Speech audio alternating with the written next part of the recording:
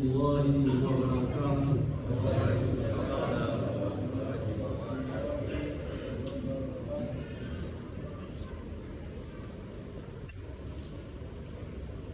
الله أكبر الله أكبر الله أكبر الله أكبر ولله الحمد.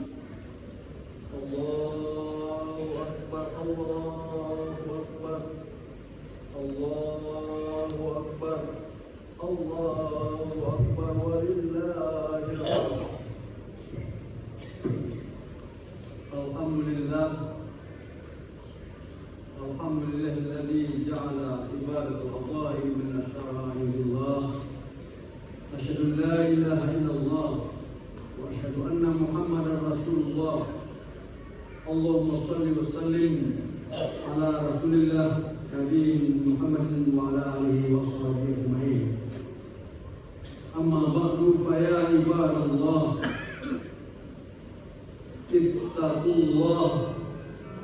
اتقوا الله حق تقاته ولا تموتن إلا وأنتم مسلمون. أعوذ بالله من الشيطان الرجيم. بسم الله الرحمن الرحيم. وقال إني ذاهب إلى ربي سيهدين ربي هب لي من الصالحين. فبشرناه بغلام حليم. فلما بلغ معه السعي قال يا بني إني أرى في المنام أني أذبحك فانظر ماذا ترى. قال يا أبت افعل ما تؤمر ستجدوني إن شاء الله من الصابرين. فلما أسلما وتله للجبين وناديناه أن يا إبراهيم قد صدقت الرؤيا إنه كذلك نجزي المحسنين. صدق الله العظيم. Kaum muslimin rahimahullah, marilah kita sama-sama bersyukur kepada Allah Subhanahu wa taala. Alhamdulillahirabbil alamin. Pada kesempatan hari ini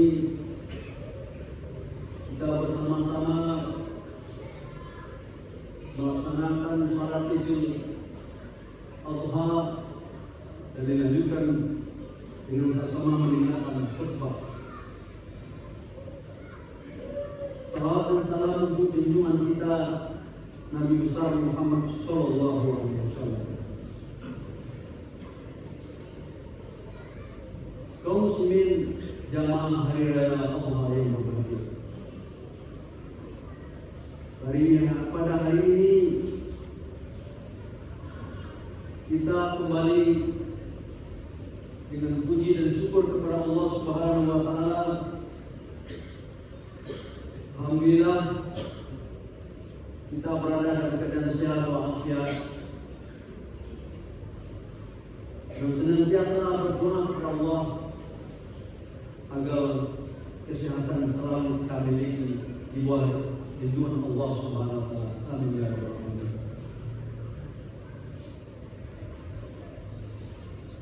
Kaum muslimin jamaah hari raya yang berbahagia.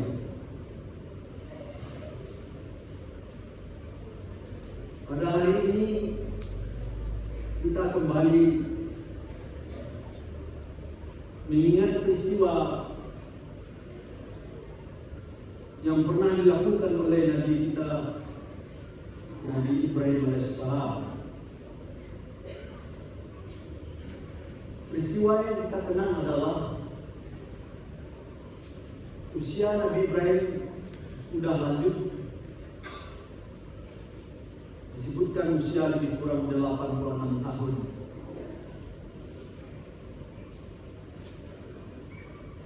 Tapi beliau belum mendapatkan keturunan. Sehingga pada saat itu terlanjur kata dari Ibrahim alaihissalam.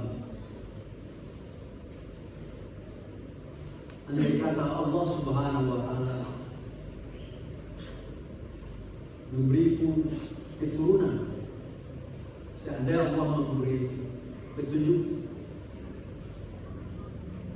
dan aku mengerjakan kurban kepada Allah Subhanahu wa taala untuk menyembelihnya akan aku sendiri.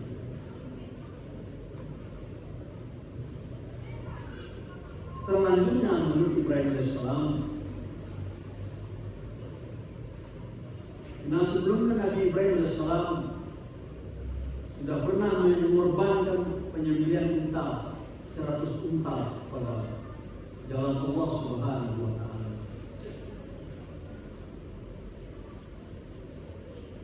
Pengorbanan Nabi Ibrahim tersebut menceritakan kenapa Ibrahim selalu berani mengorbankan unta sampai 100 ekor. Itulah yang menyebabkan seandainya aku diberi Tuhan keturunan,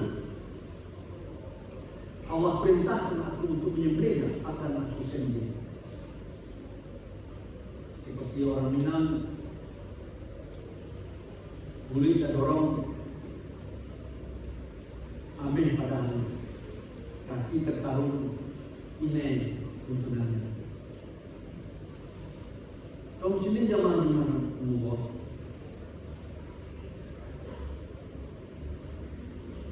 peristiwa yang terjadi pada Nabi Ibrahim alaihissalam bahwa terbukti terlanjurnya mulut Ibrahim alaihissalam, Allah memberikan kepadanya keturunan, sehingga disebutkan di dalam Al-Quran, wa qala inni dhahibun ila rabbi sayahdin.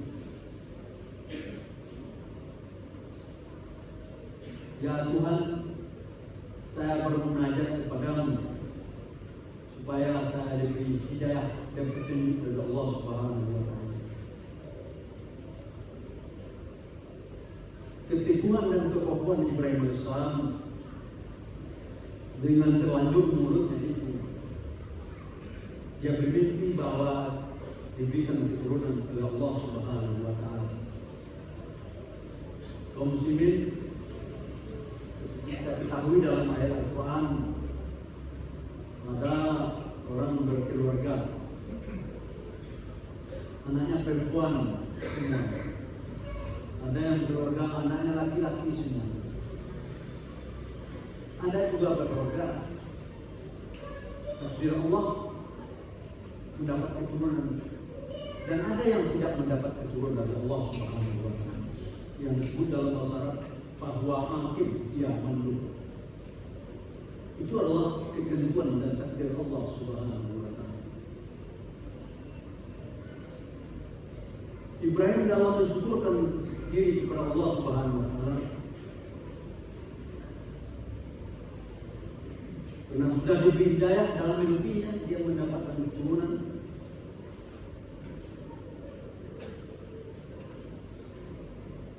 Kemudian dengan istri yang bernama Sarah, falamma balagha amru saya qala ya bunayya inni ara fil manam inni adbahka fanzur ma tara.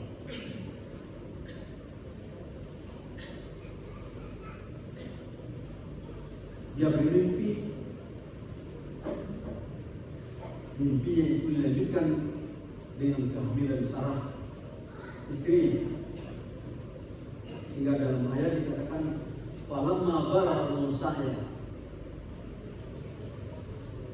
Seperti kita ketahui, di Mekah pada saat itu belum ada orang tempat tinggal, belum ada penduduk.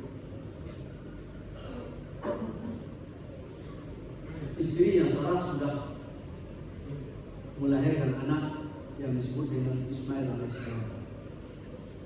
Di dalam ayat falamma balagha amru saya, keturunan Ibrahim dengan Ismail sudah mendekati usia lebih kurang 13 tahun. Pada saat itu Allah memberikan mimpi kepada Ibrahim, Sehingga mimpi itu disampaikan kepada istrinya, kepada anaknya Ismail alaihissalam. Ya bunayya inni azbalka fanzur ma dhakara. Wahai anakku 9 bulan, ayah bermimpi. Ayah disuruh Tuhan menyembelih. Fanzur ma dhakara. Bagaimana menurut pendapat?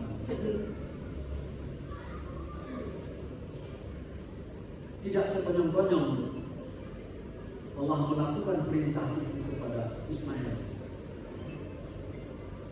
tapi Ibrahim bermusyawarah dengan Nabi Ismail alaihissalam. Ya abati if'al ma tu'mar. Wahai ayahku, ya Ismail, if'al ma tu'mar, kerjakan, lakukanlah apa yang Allah suruh kepadamu. Satajiduni insyaallah minas sabirin. Insyaallah ayah akan mendapatkan aku dalam keadaan sabar.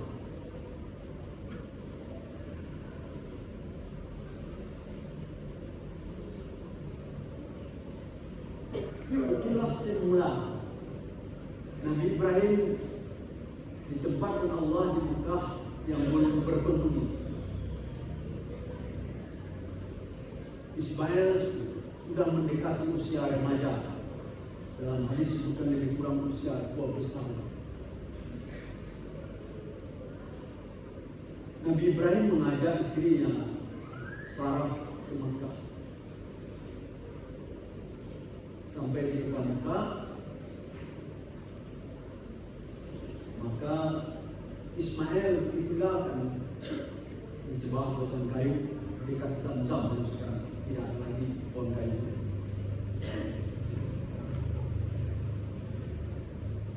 Ismail meninggalkan Sarah dan anaknya Ismail alaihissalam. Pada saat itu Sarah bertanya kepada Ibrahim alaihissalam, kenapa engkau tinggalkan aku di sini? Di negeri yang tidak ada berpenduduk, tidak ada penghuni. 3 kali Sarah berkata kepada Ibrahim alaihissalam. Kali yang ketiga, wahai Ibrahim, apakah ini perintah Allah kepadamu? Ibrahim menunjuk, mengatakan iya. Kata Sarah, seandainya perintah Allah kepadamu, mudah-mudahan kami tidak disia-siakan kau tinggalkan di sini. Perjalanan sejarah seperti itu dicatat betapa tegarnya Nabi Ibrahim melaksanakan perintah Allah Subhanahu wa taala untuk menyembelih anak. Berapa pula tegarnya istri yang bernama Sarah ditinggalkan di sebuah pohon kayu dekat Zamzam.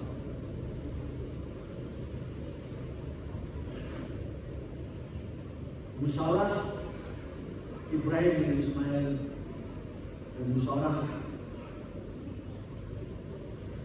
Ibrahim dengan istrinya Sarah membuatkan hasil kondisi yang positif di dalam kehidupan berbangsa dan bernegara. Seorang ayah bermusyawarah dengan anak dan dengan istri tentang mau melaksanakan perintah Allah Subhanahu wa taala. Tidak sekonyong-konyong Ibrahim melakukan perintah Allah, tapi diajak dengan musyawarah.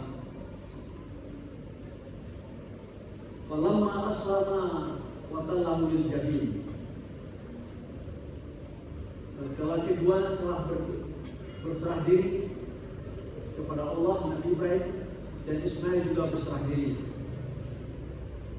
dengan ucapan ifnal ma tu'mar satajiduni insyaallah minas sholihin. Wahai ayah, lakukan perintah Tuhan yang sampaikan kepada Allah. Insyaallah saya berada dalam keadaan sabar. Bersiap-siap melakukan penyembelihan, Ismail berpesan kepada ayahnya Ibrahim alaihissalam, wahai ayahku,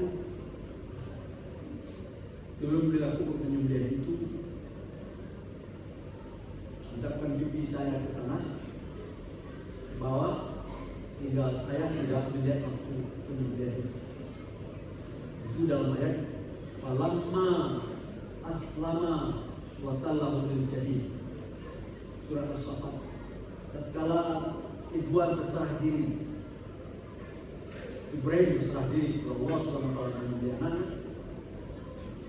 Ismail berserah diri karena akan mengikuti perintah Allah Subhanahu wa Ta'ala. Kaum muslimin jamaah Idul Adha yang berbahagia,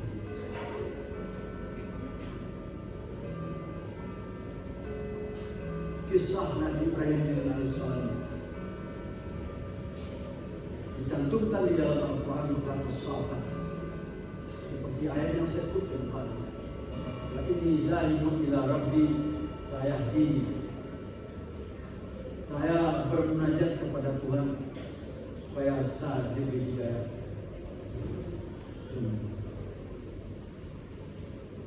Kata berjawab juga disambut oleh Ismail, walamma aslama, Ikhwan serah diri dan dia menyuruh ayah untuk membeli terlebih.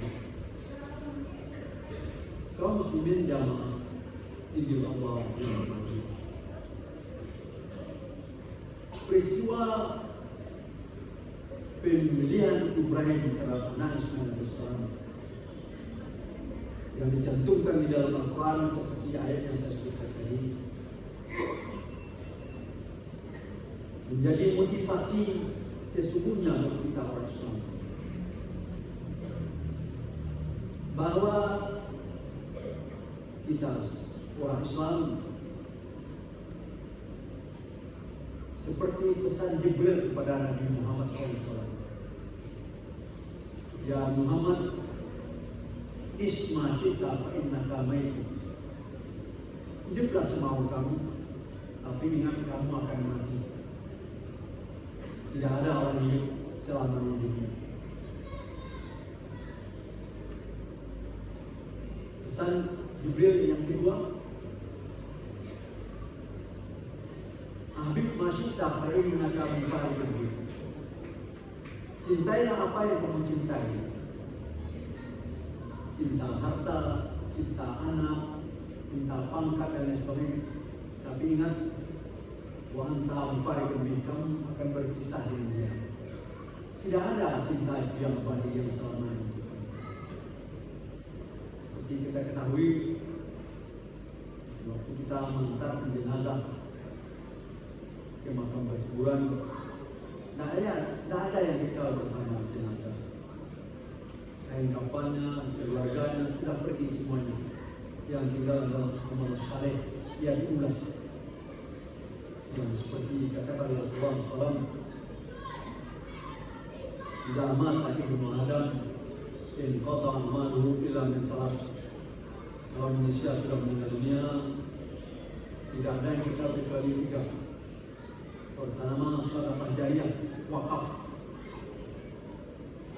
masjid dan sebagainya.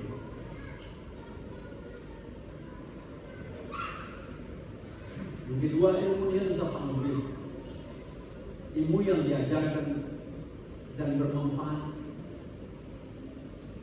dan yang akan teruslah mengalir pada pahala kepada orang yang diajarkan. Yang ketiga, waladun salihun yadullah, anak saleh yang mendoakan kepada dua orang ibu bapa. Yang ketiga, pesan Jibril kepada Nabi Muhammad SAW, bahwa kita orang Islam itu mendapat kemuliaan. Caranya adalah bangun tengah malam, mengerjakan salat, tahajud, berdoa kepada Allah Subhanahu wa Ta'ala, agar kita dimasukkan oleh Allah Subhanahu wa Ta'ala kepada hamba-hambanya yang saleh, dimasukkan kepada hambanya kelompok orang-orang yang bertakwa bersama Nabi kita Nabi Muhammad SAW. Pesan berikut diberi kepada Nabi Muhammad SAW, kamu akan mendapat kemuliaan kalau kamu hidup di dunia ini tidak mengemis, meminta-minta. Dikatakan dalam hadis, tangan memberi lebih baik, lebih mulia dari tangan meminta-minta. Hidup kita menjadi hidup yang qanaah, tidak hidup yang sombong. Sehingga kata Rasulullah SAW, "Lau kana libni Adam wadiyan min malin, la batala salisan." Seandainya manusia ini diberi 2 bukit emas, masih tidak cukup. Dia minta bukit emas yang ketiga. La batala salisan, menuntut yang ketiga. Pada diri orang yang sudah ada prinsip qanaah, merasa cukup apa yang diberikan Allah Subhanahu wa Ta'ala, cukup.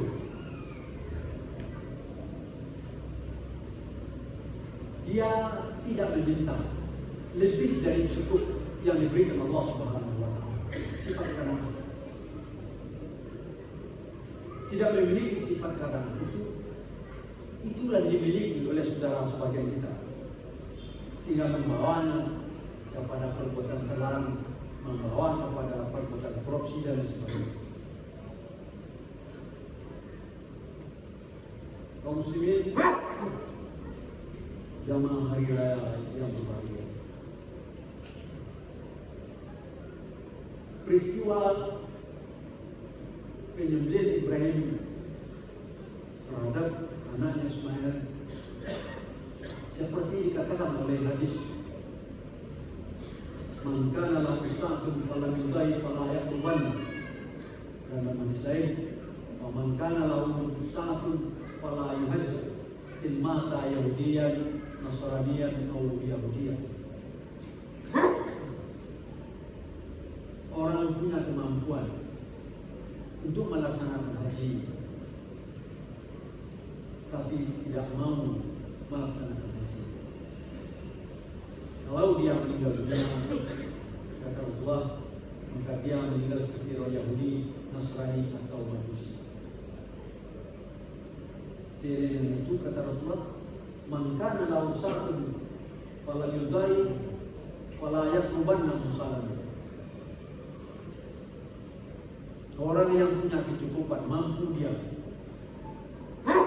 untuk berkorban, tapi dia juga tidak berkorban, cari-cari alasan. Kata Rasulullah, "Fala yaqrubanna musallam." Hei kamu orang kikir, jangan kamu dekat-dekat sembahyang kepada kami. Yang sembahyang kepada kami adalah orang-orang yang mau berderma, kata Rasulullah SAW. Sehingga dikatakan, kalau dia pikir ada sesungguhnya perintah Allah agar dia berkorban, dia tidak mau berkorban. Fa'in mata Yahudiyan, Nasraniyan, atau Majusiyan. Kalau dia meninggal dunia, meninggal seperti orang Yahudi, Nasrani atau orang Majusi. Namun bila kaum muslimin peristiwa yang menimpa Ibrahim alaihissalam dilanjutkan kepada peristiwa yang juga menimpa Nabi kita Nabi Muhammad SAW dalam surat Al-Kautsar, Inna a'tainaka al-kautsar fasalli li rabbika wanhar inna syani'aka wal-abtar. Satu kali Rasulullah masuk masjid berpapasan dengan sahabat Nabi. Di tengah jalan sahabat bertanya kepada Rasulullah. Kemudian keluar sahabat lain bertanya kepada Wahid, apa yang membicarakan dengan Nabi Muhammad SAW? Dia sebut, Inna a'tainaka al-kautsar fasalli li rabbika wanhar inna syani'aka wal-abtar. Saya berselisih dengan Abtar. Abtar itu dalam pemahaman bahasa Arab di tafsir, ada orang yang putus keluarga, orang yang tidak punya anak laki-laki disebut Abtar.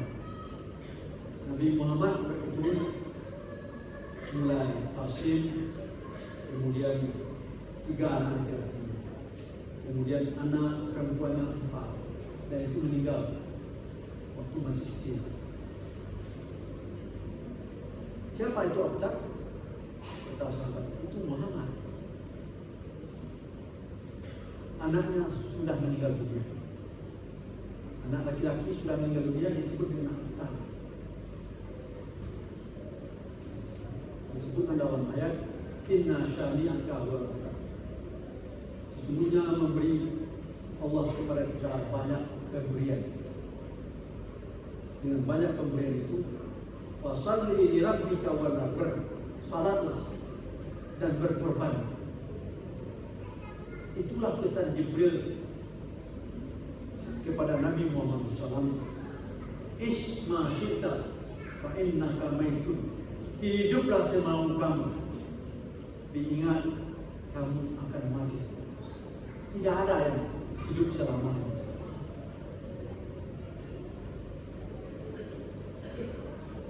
Abid masyita fa innaka mufariqun.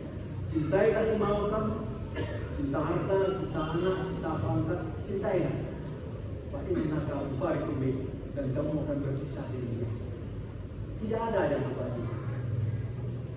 Justru kaum muslimin jamaah hari raya berbahagia. Itulah bagian dari ayat yang disebutkan oleh Imam tadi tentang ayat bahwa orang-orang yang mengutamakan kehidupan dunia, memprioritaskan kehidupan dunia dari akhirat, merugi. Orang yang memprioritaskan kehidupan ukhrawi dari kehidupan dunia, dan itulah orang yang beruntung. Manfaat orang yang beruntung, wabah dan kita. Kaum muslimin jamaah hari raya berbahagia. Peristiwa yang menimpa Nabi Ibrahim alaihissalam dilanjutkan peristiwa Nabi Muhammad SAW. Di dalam Al-Quran dikatakan,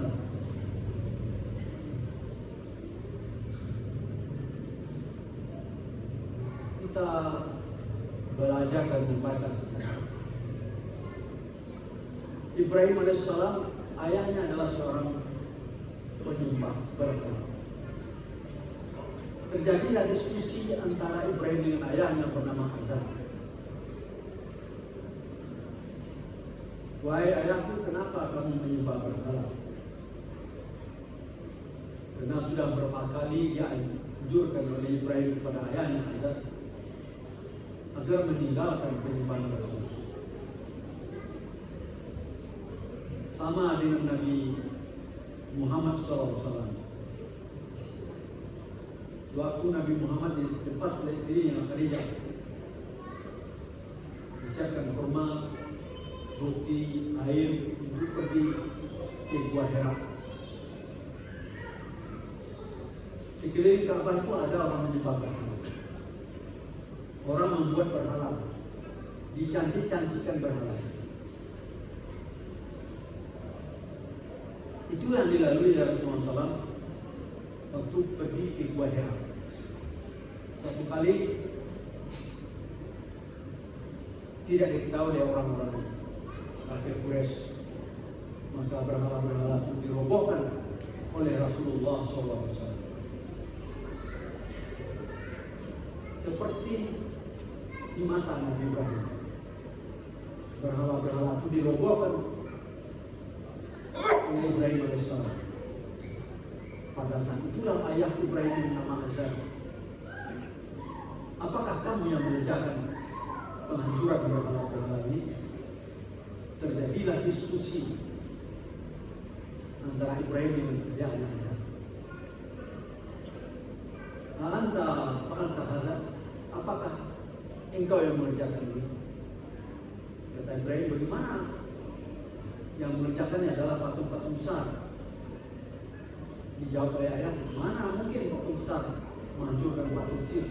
Dia tidak bisa berbicara, tidak bisa berbuat. Kalau begitu, kenapa ayah menyembah berhala-berhala yang ayah lakukan disebut dengan Tuhan? Dialog refleksi seperti dicantumkan di dalam Al-Quran. Kekalahan diskusi Ibrahim dengan ayahnya Azar itu membuat marahnya orang-orang kafir Quraisy. Tidak bisa Ibrahim dibiarkan seperti itu. Muncullah niat jahat kaum Quraisy. Ibrahim ini harus dirobohkan, dibunuh. Maka niat jahat itu akhirnya membuat api unggun. Ibrahim dilontar ke dalam api unggun yang panas. Semuanya setuju, Ibrahim akan dilontarkan kepada api yang panas. Pada saat itu, dengan izin Allah Subhanahu wa Ta'ala, setelah Ibrahim dilemparkan dalam api yang panas, Nabi Ismail alaihissalam berdoa, la haula wala quwwata illa billahil azim. Semuanya atas ridha Allah Subhanahu wa Ta'ala. Dan saat itu Allah berfirman, kuni bardan wa salaman ala Ibrahim. Hai api dingin, selamatkan Ibrahim alaihissalam. Dengan iradah Allah Subhanahu wa Ta'ala, api menjadi dingin. Ibrahim yang terbakar adalah tali pengikat Ibrahim. Ibrahim selamat dari api unggun. Dikatakan kuni bardan wa salaman ala Ibrahim. Api dingin, selamatkan Ibrahim alaihissalam. Kaum muslimin, semua kita yakin dengan akidah kita, yakin dengan perbuatan Allah Subhanahu wa Ta'ala.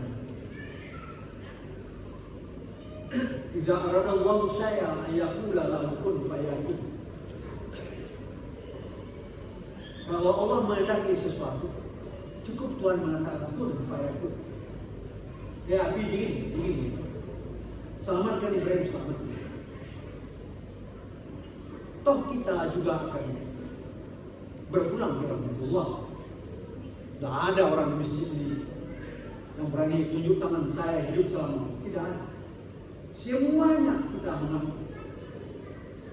akan berpulang ke rahmatullah. Tidak ada yang kekal. Yang kekal adalah tiga saja, seperti yang sudah disebutkan.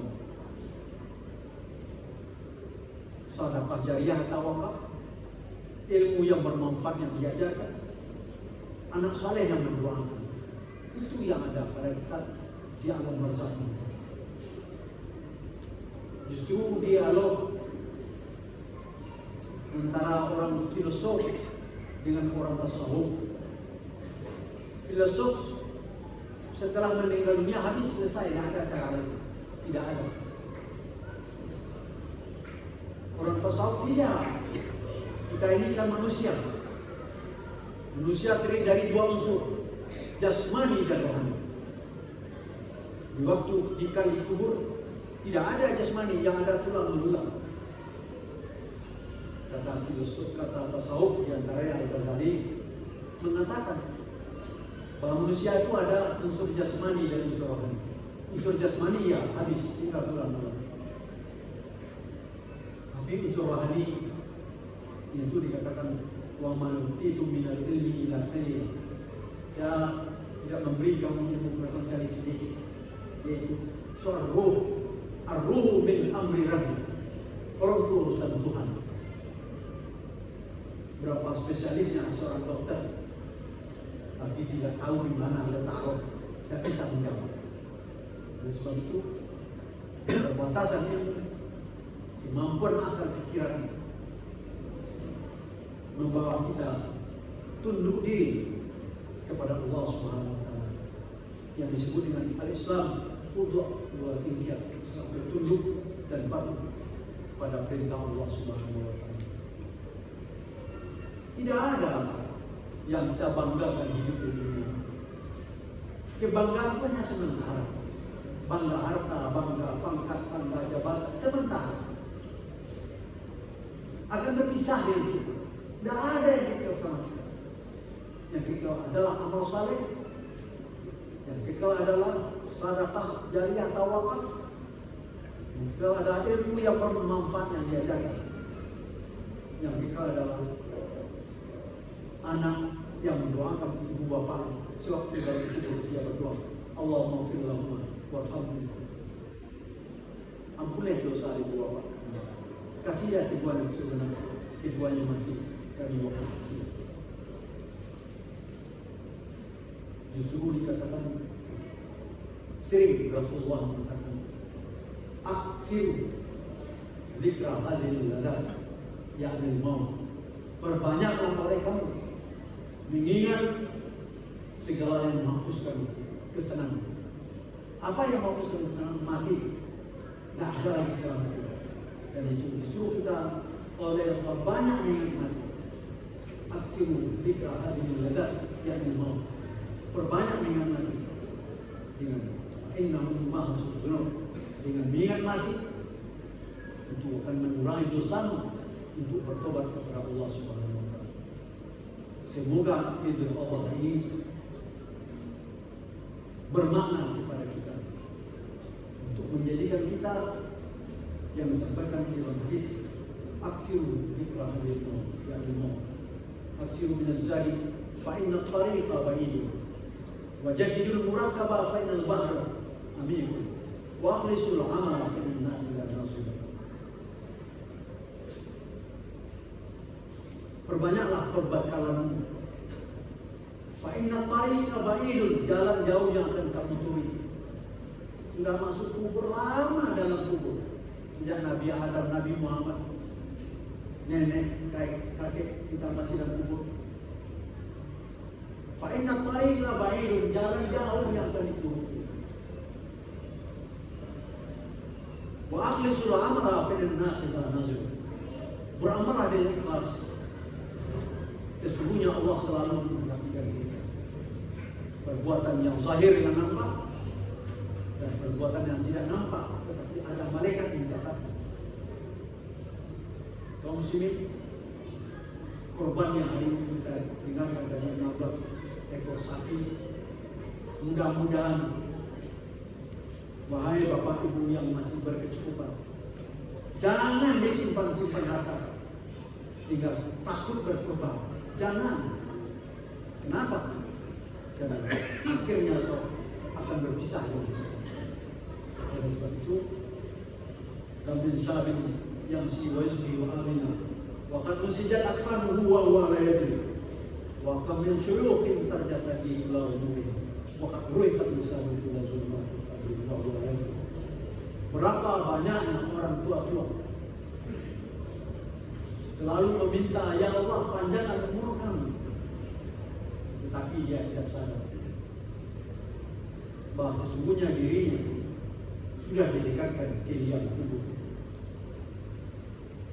Wa kam min musabin wa yumsi wa yusbihu amina. Berapa banyaknya pemuda dan pemudi gelandang menghilir dan mudik. Dia tidak sadar kain kafannya sudah disiapkan akan berpulang ke rumah. Semua kita peringatan Idul Adha ini menyembah diri kita untuk qanaah di sisi Allah Subhanahu wa taala. Faqabil jawab sallallahu alaihi wasallam.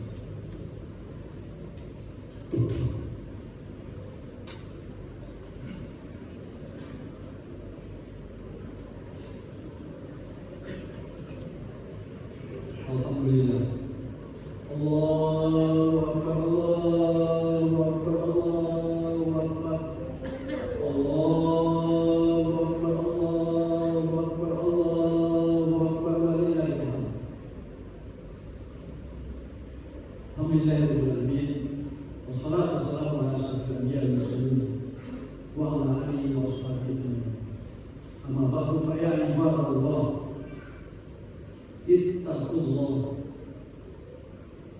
Ittaqullaha haqqa tuqatih wa la tamutunna illa wa antum muslimun. Wa billahi syaitanir rajim. Bismillahirrahmanirrahim. Inna a'tainaka al-kautsar fasholli li rabbika wanhar. Inna syani'aka huwal abtar. Semoga Idul Adha ini memberikan makna yang terdalam di hati kita untuk menundukkan diri di hadapan Allah Subhanahu wa taala.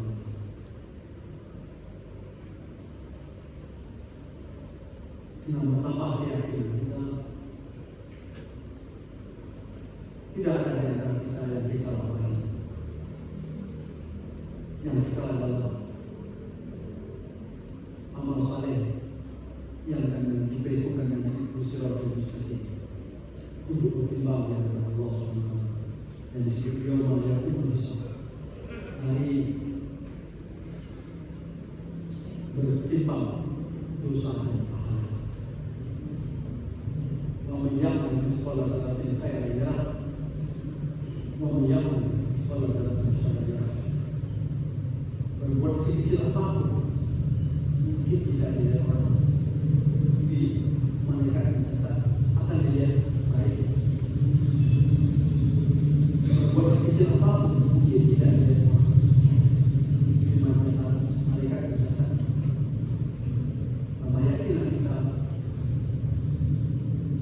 firman Allah Subhanahu wa taala dalam surah Al-Jin, al-yawma nakhtimu ala afwahihim wa tukallimuna aydihim wa tashhadu arjuluhum bima kanu yaksibun. Hari ini yaitu yaumul qiyamah, kami kunci mulut-mulut mereka, kami perkatakan tangan mereka, tangan berbicara. Tasyhadu arjuluhum, kakinya berbicara, kakinya mengatakan pada perbuatan yang tidak Allah Subhanahu wa taala. Semoga khutbah yang kali ini ditutup dengan surat Yasin tadi, menambah tunduk kepada Allah Subhanahu wa taala. Fattabi'u besar wa antum tuflihun. Allahumma rabbana taqabbal minna innaka as-sami'ul 'alim wa tub 'alaina wa anta at-tawwabur rahim. Allahumma ighfir lana dhunubana wa li walidayna wa li jami'il muslimina wal muslimat al-mu'minina wal mu'minat al-ahya'i minhum wal amwat innaka sami'un qaribun mujibud da'wat. Rabbana aghnina bil ilmi wa zayyinna bil ilmi wa ja'alna ma'afiyah wa qina bittaqwa bi rahmatika ya rabbana. Ya Allah ya Rabb, inna nas'aluka ridha'al jannah wa na'udzu min sakhatika an-nar wa adkhilna jannata al-abrar ya aziz ya ghafur ya rabbana. Rabbana inna nas'aluka ridha'al jannah wa na'udzu min sakhatika an-nar wa adkhilna jannata al-abrar ya aziz ya ghafur ya rabbana. Ya Allah, bantu dan tolong kedua orang bapa kami yang telah memberikan. Kasihlah kedua orang keduanya mengasihi kami. Ampuni dosa, ampuni dosa nenek moyang kami, para pendahulu kami, para saudara-saudara kami yang terdahulu kami di iman. Warahmatullahi wabarakatuh. Masukkanlah mereka ke dalam surga dan kebaik sisi. Rabbana hab lana min azwajina wa dhurriyyatina qurrata a'yun waj'alna lil muttaqina imama. Rabbana atina fid dunya hasanah wa fil akhirati hasanah wa qina adzabannar. Ya Allah, ya Tuhan, bantu dan tolong saudara-saudara kami yang berada di negara Palestina.